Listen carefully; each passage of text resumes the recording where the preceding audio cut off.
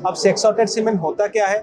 सेक्सॉटेड सीमेन में ये जो है बछड़ियों की संख्या जो है आपको 90% से ज्यादा आपको मिलेगी, इसकी जो है गारंटी दी जाती है।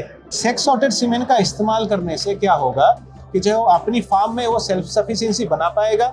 अच्छे नस्ल के अच्छी पेडिग्री के साथ अगर बुल की सिलेक्शन की जाती है तो है अपने फार्म की जो है अपग्रेडेशन वो रेगुलर कर पाएंगे।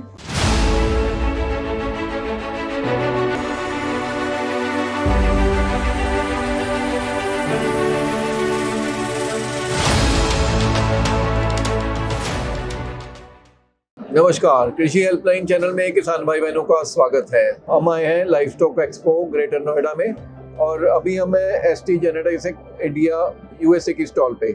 तो हमारे साथ जुड़े हैं मिस्टर श्याम सुंदर त्रिपाठी जी, जो टेक्निकल कमर्शियल मैनेजर है कंपनी में। आज हम बात करेंगे कि जब भी कोई नया डेयरी फार्म शुरू करता है तो सबसे पहले बात होती है प्रॉफिटेबिलिटी की। प्रॉफिटेबिलिटी में सबसे ज़्यादा अगर जेनेटिक्स और ब्रीडिंग पे ध्यान दिया जाए, गारंटेड चीज़ है कि वो प्रॉफिट में ही रहेगा फार्मर। इसके बारे में जानते हैं श्याम सुंदर जी से। नमस्कार, मेरा नाम डॉक्टर श्याम सुंदर त्रिपाठी है और मैं एसटी जेनेटिक्स इंडिया में टेक्नो कमर्शियल मैनेजर हूँ। और जैसे आपने बताया कि जो है आजकल जो डेयरी फार्मिंग जो है एक प्रॉफिटेबल उसको कैसे बनाया जाए, बिल्कुल सर। तो उसके लिए हमें खासकर जेनेटिक्स और ब्रीडिंग का ध्यान रखना चाहिए। फार्मर को प्रॉफिटेबिलिटी तभी मिल पाएगी जब वो सेल्फ सफिशिएंट बनेगा। बिल्कुल सर। ये जो हमारी कंपनी है ये सेक्सिंग टेक्नोलॉजी है, ये यूएसए की पेरेंट कंपनी है और इंडिया में एसटी जेनेटिक्स इंडिया के नाम से जानी जाती है। हम लोग का जो ब्रांड नेम है वो सेक्स्ट अल्ट्रा है और हम लोग सेक्सॉटेड सीमेन बना के देते हैं। अब सेक्सॉटेड सीमेन होता क्या है? सेक्सॉटेड सीमेन में ये जो है बछड़ियों की संख्या जो है आपको 90% से ज्यादा आपको मिलेगी, इसकी जो है गारंटी दी जाती है। एसटी सेक्सिंग टेक्नोलॉजी, ब्रांड का नाम है सेक्स्ट अल्ट्रा और हम बहुत सारे कस्टमर के साथ मिलकर काम करते हैं। हमारे कस्टमर बेसिकली स्टेट गवर्नमेंट्स होते हैं, जैसे Uttarakhand government, Madhya Pradesh government, Tamil Nadu government है और एनडीडीबी डेयरी सर्विसेज जो एसएजी के ब्रांड के नाम से जानी जाती है, बाएफ है, उसके साथ ही साथ कोऑपरेटिव्स हैं जैसे अमूल। तो ये सारे जो हैं हमारे टेक्नोलॉजी का और सर्विस का इस्तेमाल करते हैं और इसके चलते जो है जेनेटिक्स अच्छे नस्ल वाले जो है बुल हैं उनके सीमेन से हम लोग सेक्सॉटेड सीमेन बना के देते हैं। अब हम बात कर रहे थे प्रॉफिटेबिलिटी के ऊपर। एक डेयरी फार्मर को प्रॉफिटेबिलिटी कब मिलेगा? जब उसको जो है सही टाइम पे, जो कहते हैं वंस इन ईयर उसको जो एक होना चाहिए और जो है बाहर से उसको फीमेल परचेज करने की जो है डिपेंडेबिलिटी ना बनी रहे।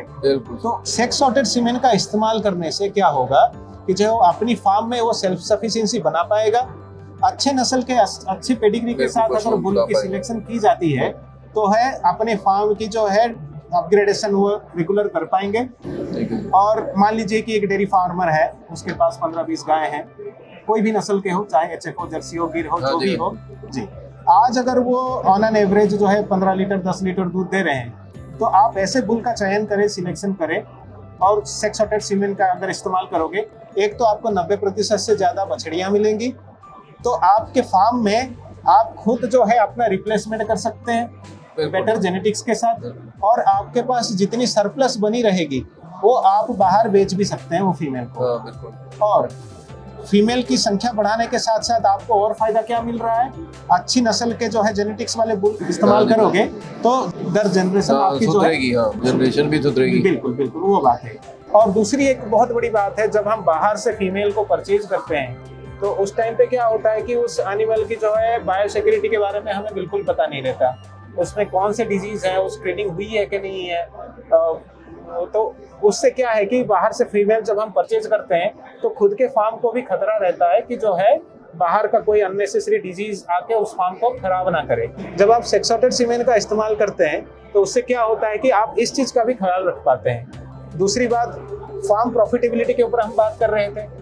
मान लीजिए आप कन्वेंशनल सीमेन यूज करते हैं तो उसमें 50% का जो है चांस रहता है। तो इतनी बड़ी फार्म है तो अगर सीमेन इस्तेमाल करते हैं और उसके बाद देखा जाता है कि पूरे फार्म में अगर 30 काविंग हुए हैं, उसमें से 15 और 16 या 20 जो अगर आपको मेल काफ मिल गए तो उससे आपकी फार्म की प्रॉफिटेबिलिटी बनेगी कैसे?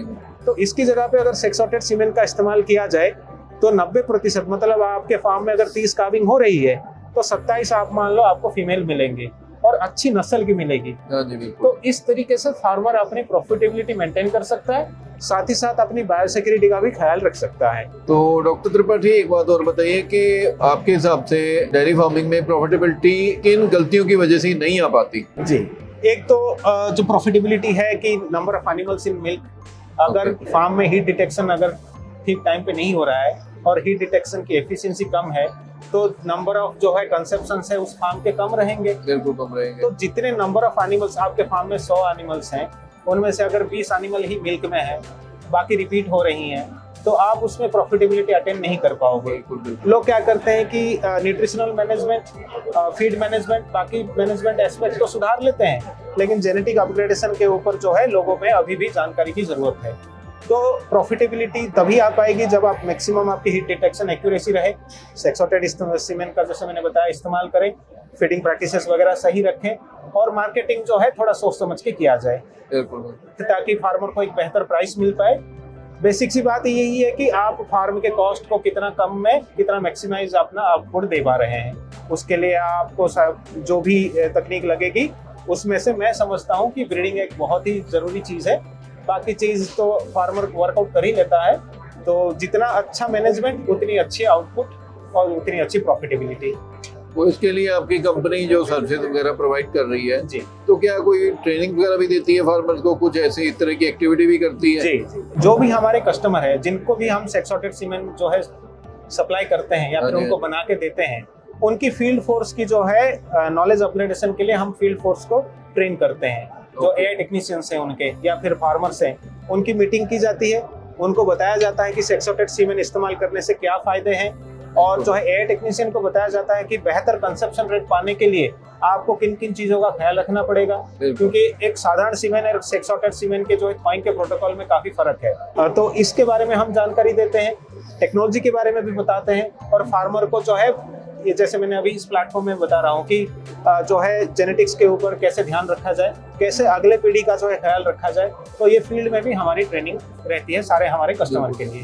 त्रिपाठी आपका बहुत बहुत धन्यवाद हमारे साथ ये इंफॉर्मेशन शेयर करने के लिए।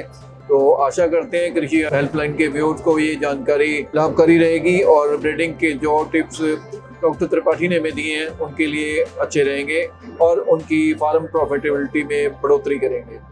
तो अगली वीडियो में बहुत जल्दी आपसे मुलाकात होगी, तब तक के लिए आज्ञा दीजिए, धन्यवाद।